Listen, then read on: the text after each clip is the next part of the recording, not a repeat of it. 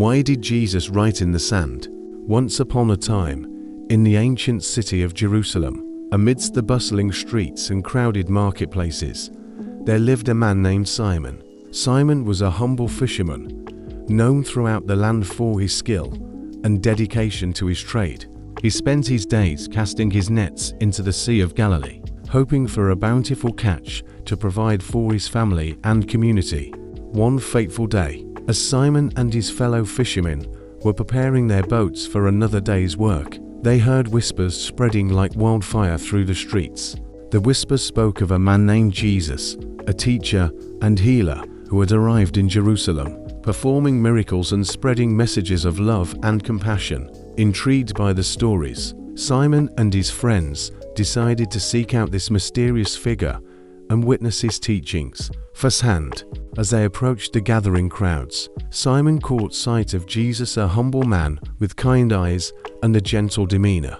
Jesus spoke with wisdom and authority, captivating the hearts of all who listened. Simon felt a stirring within his soul, a longing to understand the truths that Jesus shared. One day, as Jesus sat teaching in the temple courtyard, a group of Pharisees and scribes dragged a woman before him, accusing her of adultery. They demanded that Jesus pass judgment on her, eager to trap him in a dilemma between the strict laws of Moses and the compassion he preached. But Jesus did not respond immediately. Instead, he stooped down and began to write in the sand with his finger, as though oblivious to the chaos around him. The crowd murmured in confusion, wondering what he was doing. Some speculated that he was tracing the sins of the accusers, exposing their hypocrisy for all to see. Others believed he was simply buying time, formulating a response that would confound his adversaries.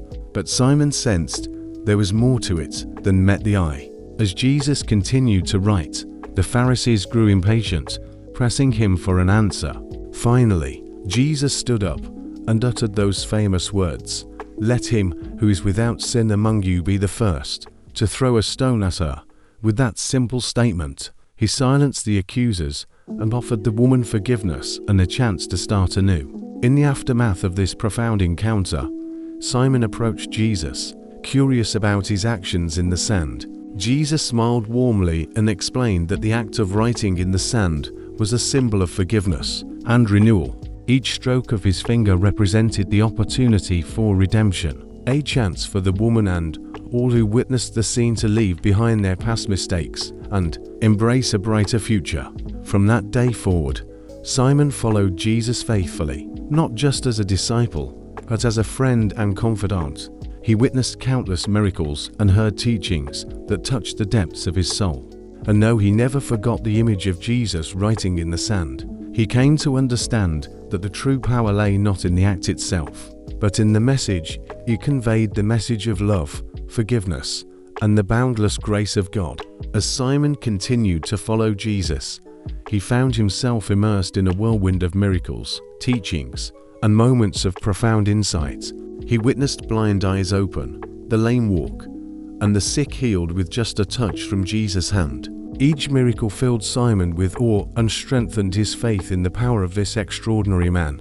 One day, as they traveled together through the countryside, they came upon a village plagued by famine and despair. The crops had withered, and the people were suffering from hunger and hopelessness. Moved by compassion, Jesus gathered the villagers and spoke words of encouragement and reassurance. Simon watched in amazement as Jesus performed another miracle, multiplying a meager supply of fish and bread to feed the hungry multitude. The villagers' faces lit up with joy and gratitude as they ate their fill, and Simon felt his heart swell with admiration for the man who could bring such light into the darkest of circumstances. But amidst the miracles and teachings, there were also moments of challenge and conflict. Jesus faced opposition from religious leaders who questioned his authority and sought to undermine his message. Simon stood by his side, ready to defend him against all who would seek to harm him. One particularly tense encounter occurred in the temple courtyard, where Jesus overturned the tables of the money changers and drove out those who were exploiting the sacred space for profit. The religious authorities were incensed by his actions, but Jesus remained steadfast in his commitment to justice and righteousness.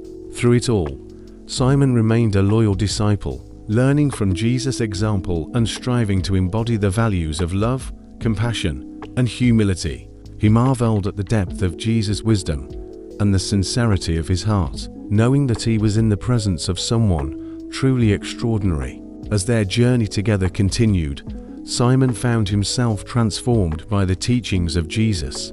He grew in wisdom and understanding, gaining a deeper appreciation for the mysteries of faith and the boundless grace of God. And though he could never fully comprehend the depths of Jesus' divinity, he knew in his heart that he was in the presence of the Son of God. And so, as Simon reflected on the memory of Jesus writing in the sand, he realized that it was not just a momentary gesture, but a profound revelation of the divine. In those simple strokes of his finger, Jesus had offered forgiveness, healing, and redemption to all who would receive it. And though Simon could never fully grasp the magnitude of that gesture, he knew that it had changed him forever, filling his heart with hope and his soul with peace. As Simon continued to journey with Jesus, he witnessed more miracles, heard more teachings, and experienced moments of profound connection with the divine. Yet, amidst the wonders and challenges, there came a time when their path led to the ultimate trial. In the final days of their travels together, Jesus knew that his hour had come. He gathered his disciples for a solemn meal, sharing bread and wine with them and speaking words of comfort and reassurance. But Simon sensed a heaviness in the air, a foreboding of the events that were about to unfold. In the Garden of Gethsemane, Simon watched as Jesus prayed fervently, his heart heavy with the weight of what was to come.